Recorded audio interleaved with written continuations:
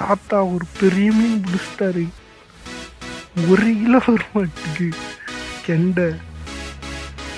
இருங்க ஜூம் பண்ணி கட்டுறேன்.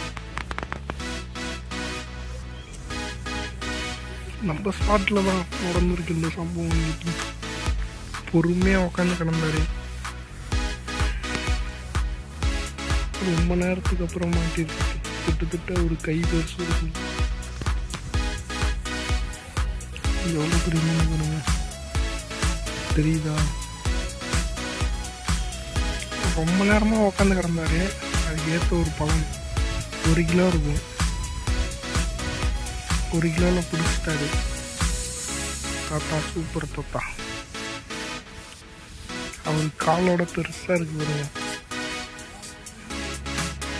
நான் பார்க்கவே இல்லை. நான் மட்டும் ஃபோன் பேசினேன். தாத்தா பிடிச்சிட்டாரு.